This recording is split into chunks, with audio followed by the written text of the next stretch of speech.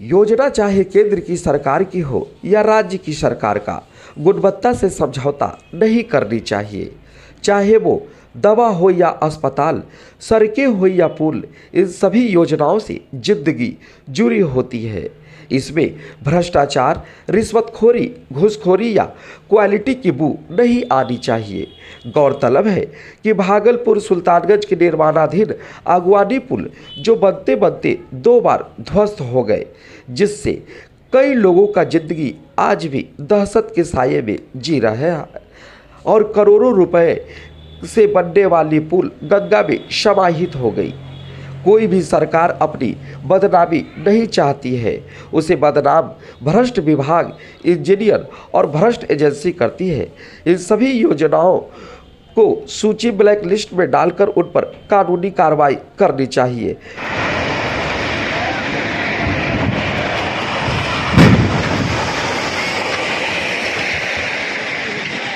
नमस्कार दोस्तों, मैं हूं अरुण और आप देख रहे हैं संदेश आप तक। संदेश आप तक में आप सभी दर्शकों का स्वागत है।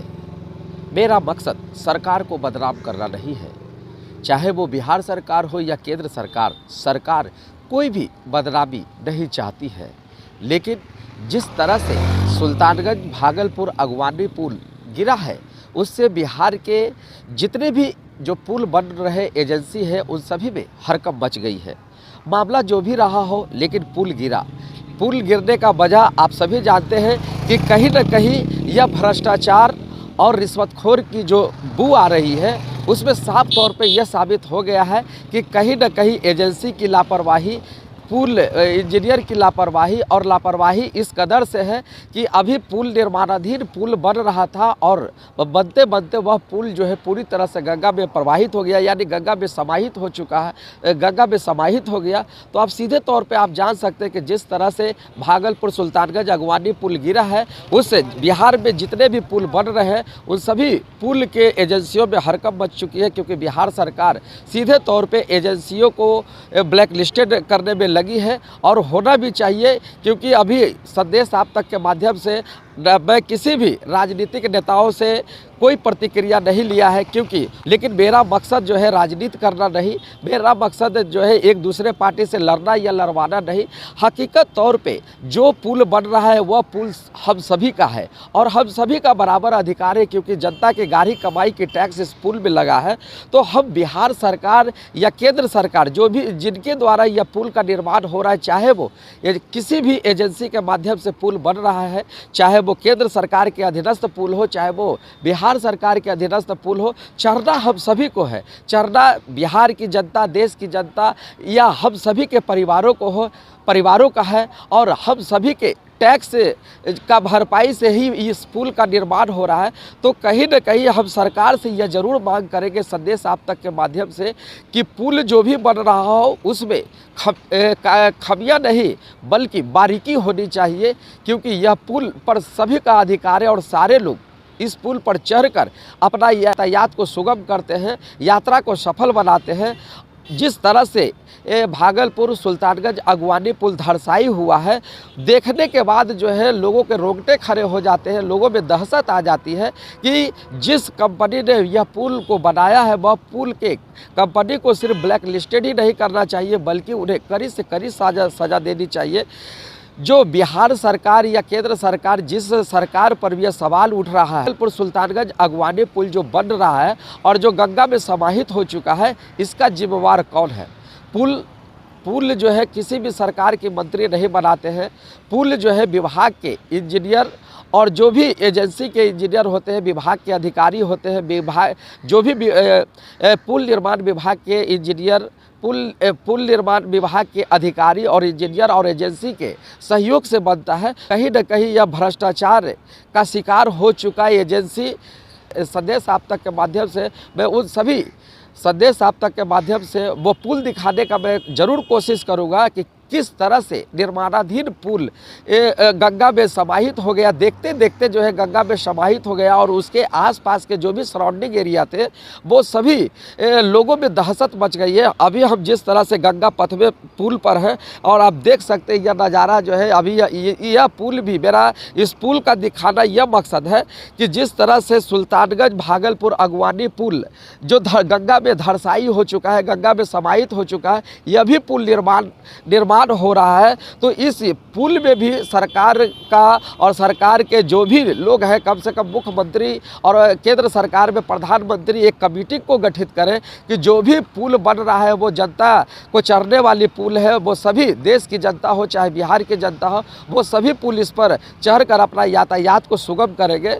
आप एक चीज़ को गौर जरूर करेंगे कि हमने किसी भी राजनीतिक पार्टी के कार्यकर्ता या नेता से प्रतिक्रिया नहीं ली, क्योंकि सभी एक दूसरे पर रोटी सेकने की बात करेंगे। वो केंद्र सरकार का, अगर केंद्र सरकार के द्वारा बनाया गया पुल होगा तो बिहार सरकार उस पर तंज कसेंगे, और बिहार सरकार का बनाया हुआ पुल होगा तो केंद्र सरकार के लोग उस पर तंज कसेंगे। लेकिन हमारा मकसद है तंज कसना नहीं। अगर हम वर्तमान सरकार में किसी भी नेता से अगर प्रतिक्रिया लेंगे तो वो प्रतिक्रिया लेंगे तो वो साफ तौर पे कहेंगे हम सरकार में हैं, हम यह बदनामी के डर से हम यह बात को नहीं बोलेंगे। लेकिन बदनामी के डरने की बात नहीं है, यह पुल सभी के परिवार इस पुल पर चढ़ेंगे, सभी जनता की गाढ़ी कमाई का टैक्स इस पुल में लगा है।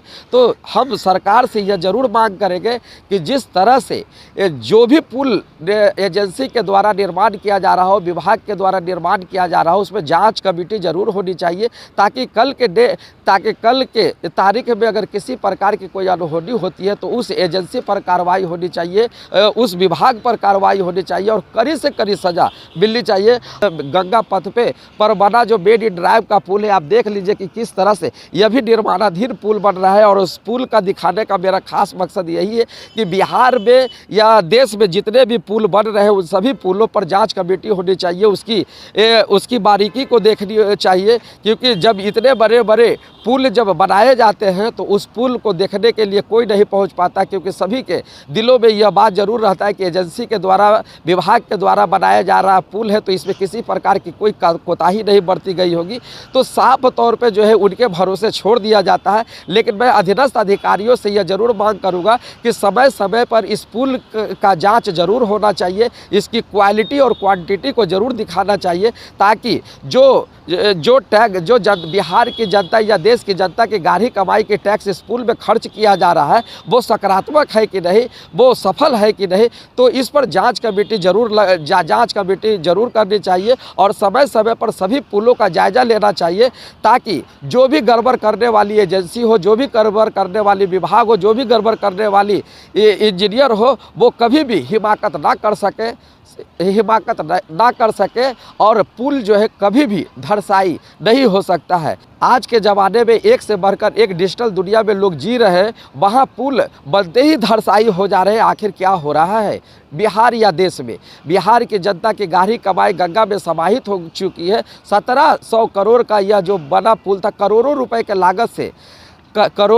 लागत से बना यह पुल पल भर में गंगा में समाहित हो चुका है। आखिर वो एजेंसी का मकसद क्या था? अगर उद्घाटन होने के बाद अगर पुल सुचारू रूप से अगर चालू होता हो तो ना जाने कितनी की जिंदगियां नदी में समा जाती, कितने माँ का गोद सूना हो जाता, तो कितने बहनों का मांग सूना हो जाता।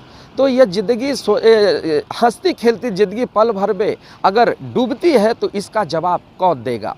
संदेश आप तक के माध्यम से मुख्यमंत्री नीतीश कुमार या केंद्र सरकार के मुखिया प्रधानमंत्री नरेंद्र मोदी या पुल निर्माण निगम के पदाधिकारी, अधिकारी, मंत्री से हम जरूर मांग करेंगे कि समय समय पर पुल का जायजा लें, पुल की स्थिति को समझें और पुल का क्वांटिटी और क्वालिटी से समझौता ना करें। अगर जो भी एजेंसी अगर इस तरह की कार्रवाई करती है वह एजेंसी मौत का सौदागर है, लोगों का जीवन का सौदागर है। इस पर कभी भी दया नहीं करनी चाहिए, इन्हें ब्लैकलिस्टेड कर इन्हें कड़ी से कड़ी कानूनी कार्रवाई करनी चाहिए। पटना सिटी से संदेश आप तक के लिए अरुण कुमार की खास रिपोर्ट।